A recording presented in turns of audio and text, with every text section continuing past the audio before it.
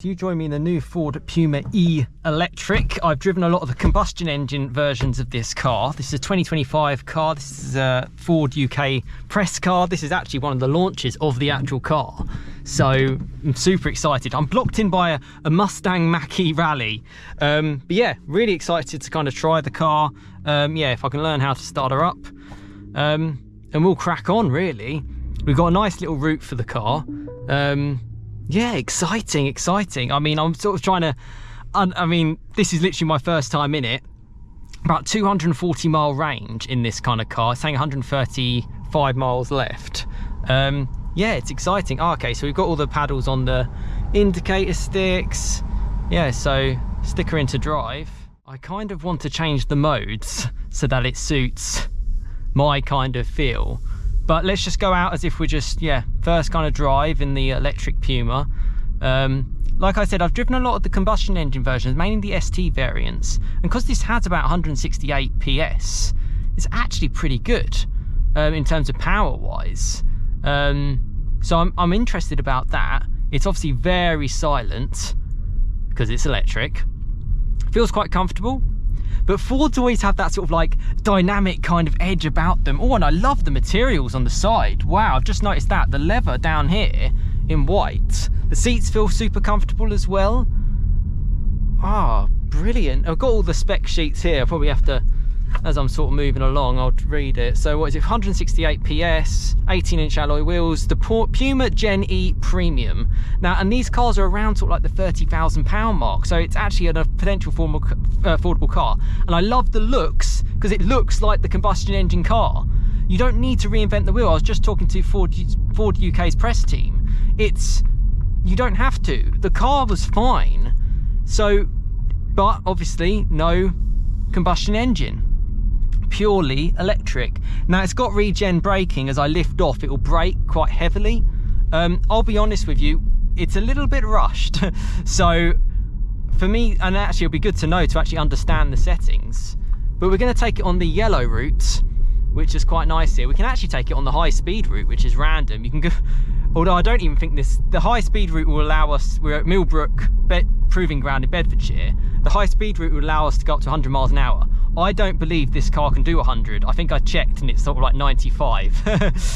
So we probably won't be going on there. Yeah, exciting. I always love the Puma's small size.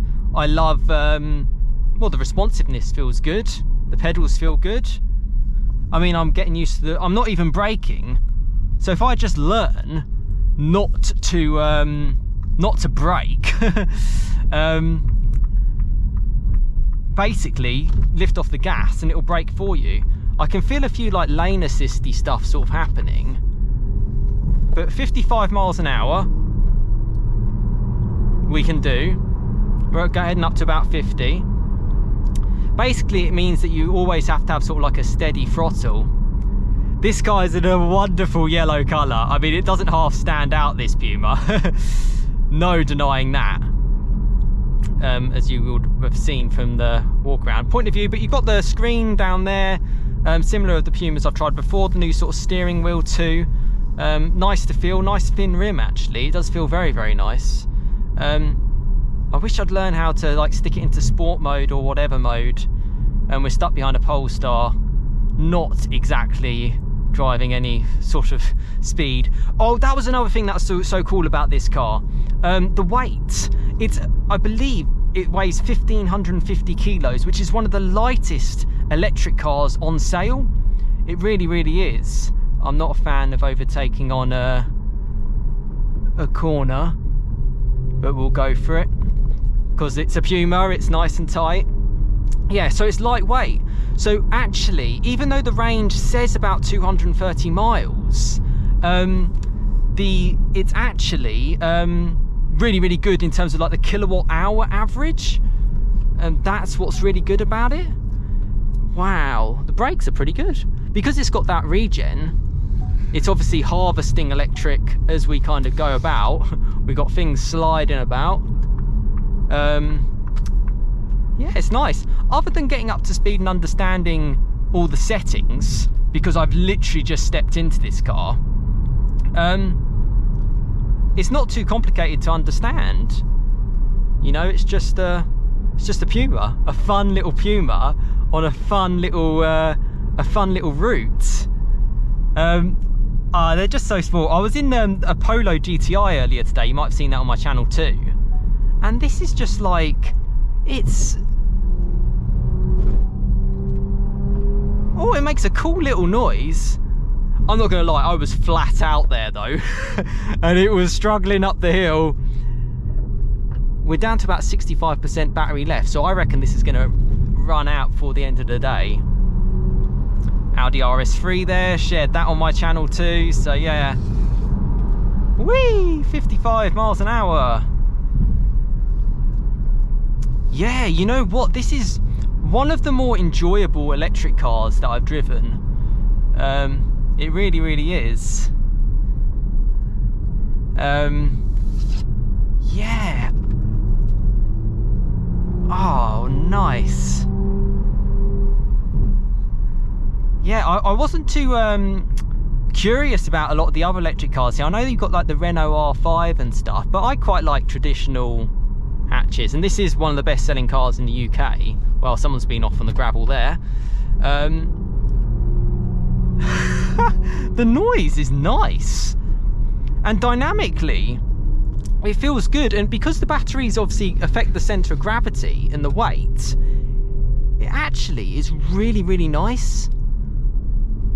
Oh, really, really nice. Now I will move that thing that's sort of sliding around, but I think the marshals need it for whatever reason they need it for.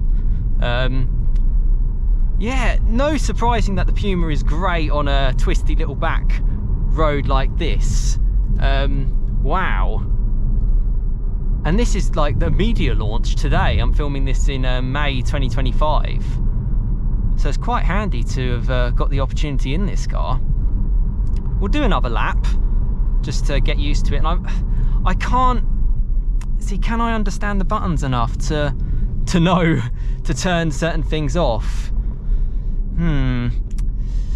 Let's see if I can work it out as we because they won't, annoyingly, they don't allow us to stop en route. So I can't just stop and understand the tech, which is a bit annoying. Yeah, there's nothing obvious that says like mode, which is annoying. I'd love it if it just says like, stick it into sport mode. I think I might just have to settle with what I'm on, simply because I've got so many people behind me. Yeah, if I stop and pull over, basically what happens is safety marshals come. And I can't see anything obvious, sadly, to change the sport into like sport mode. We've got a Mustang Mach-E Rally there, which is quite interesting. But yeah, nonetheless, whatever mode I'm in, it's enjoyable. You know, it feels responsive. I mean, I wonder if Ford have put it in this mode perhaps because they want enough people to get around with the energy. That is a possibility. But you see a lot of the electric cars sort of around here. They're big, they're heavy, they're quite cumbersome. Yes, with the batteries being sort of low at the base of the vehicle, meaning the center of gravity means it's quite low, so dynamically it's quite nice. The cars still weigh a lot. This doesn't feel too heavy because it's not that heavy. I mean, for a Puma it's heavy, but you know, for your normal sort of hatchback, like a Volkswagen Golf, say like a Volkswagen Golf R, that's probably what it weighs. Very, very instant pickup with the throttle. You know, I'd have this over the 1 litre.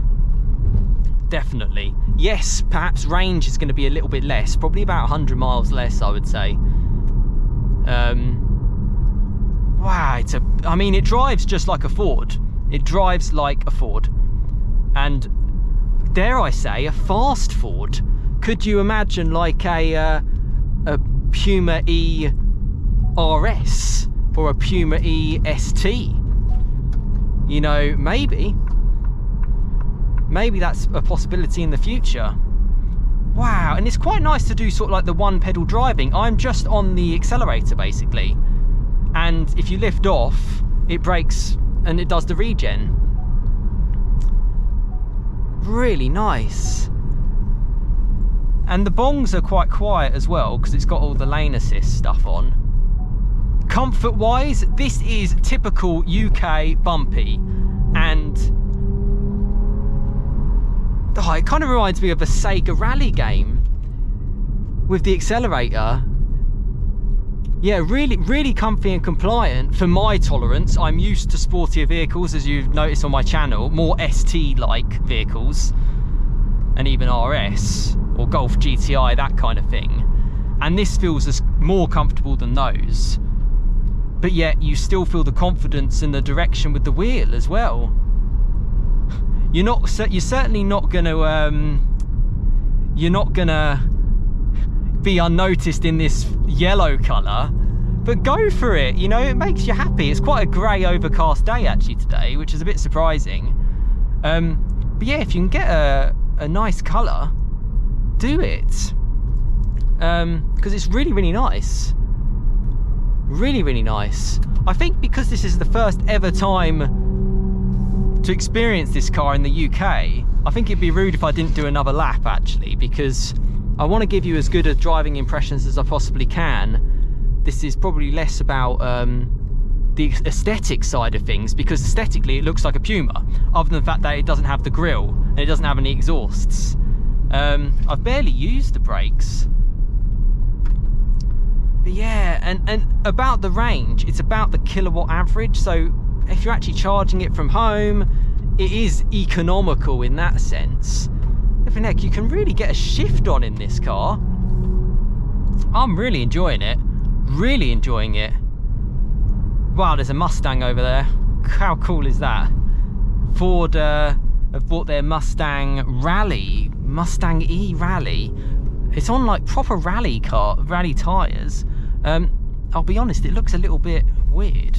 That is so cool. Sorry, I swore there. I have to beep that out. It's an original Mustang, like a 67 Mustang. I should have let him go ahead. Let's have one more lap as we're about to break for lunch. There's a normal Puma over there too. Now the Ford Puma is the best selling car in the UK. Like, that is, it's just always has been. So this electric car, I think Ford are on for a winner here.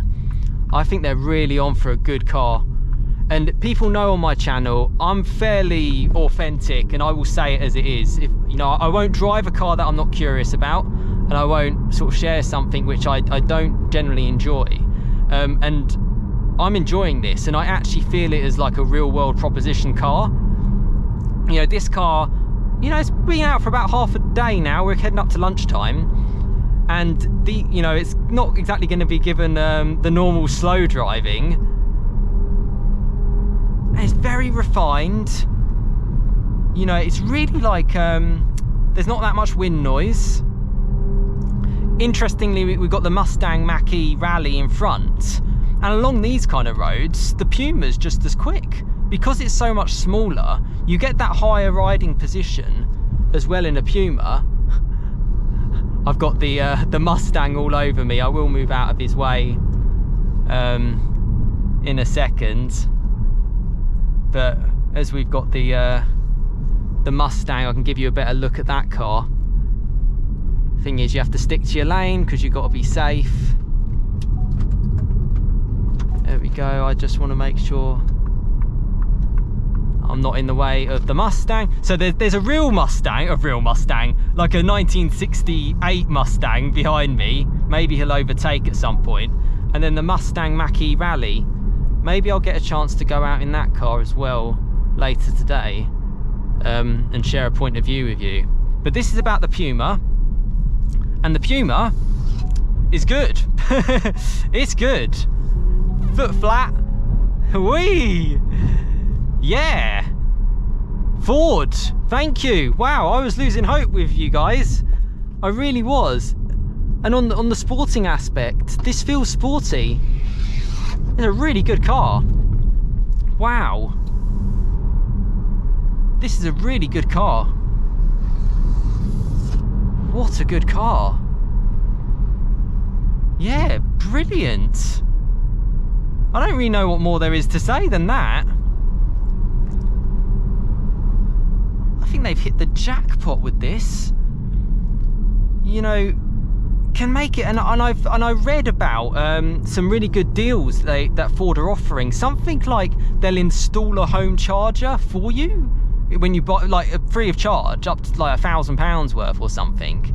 And then they'll offer like the free servicing and the warranty for like 5 years or something. Quite, you know, again, check out on Ford's website, I guess, for their deals. But there's quite a lot of incentives.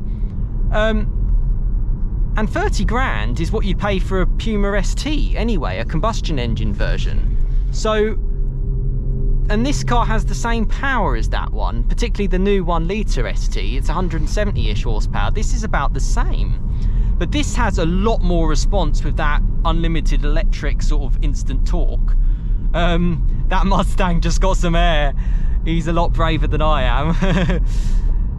It looks a little bit, can I just be honest with you? The Mustang looks a bit childish. It looks like something I would draw as a 5-year-old with the wing. That's not to say it's not a good car. Just perhaps my child self would own it. Whereas the Puma, it's funky, but it's also something that I could see myself driving to, like, you know, Sainsbury's in. And not feeling a little bit like midlife crisis. I mean, look at that. Flipping heck. Wow. I like the feel and the touch of the car. There's no gears, really. It's just a 1-speed. You just get in and go. There's no transmission tunnel. It's just, yeah. And I've used that infotainment a bit in other Pumas, and it's been all right. So there we go. Quite a few laps in the Puma, actually. So I hope you enjoyed it. And hopefully I get to spend a little bit more time in the Puma. I'll have a chat with Ford to see if there's the possibility of having a chance to try the car for a little bit longer, perhaps. But for now, wow. Just trying to think of anything I can say to you. I love the leather trim. Wow, up class or what? Really nice. Even this plastic is quite good. Yeah, and it's really space. You have to take my word on it on the space. I've read that it's got, because it's got a little bit of a frunk now, because there's no engine, you've got a tiny bit of space there, but because it has the mega box storage, it's got that space too. Yeah, it's got a lot. He's got the RS Mackey's going off. I've driven that RS3, and I did enjoy the RS3, I will be honest, but yeah. Oh, there's a it's a Golf R Black Edition. Very nice. Very, very nice. But we're going to have to hand this car back to Ford. I hope you've enjoyed this point of view. We'll get up close to the RS3 just so you can get another car, that exact car I drove on the channel, actually. So that will be, yeah, check out my channel for more content to come. And let me know your thoughts, or if you want to know anything that I haven't described, you know, in this sort of 10, 15, 20 minutes. Let me know in the comments. It is a community channel and I love people to get involved.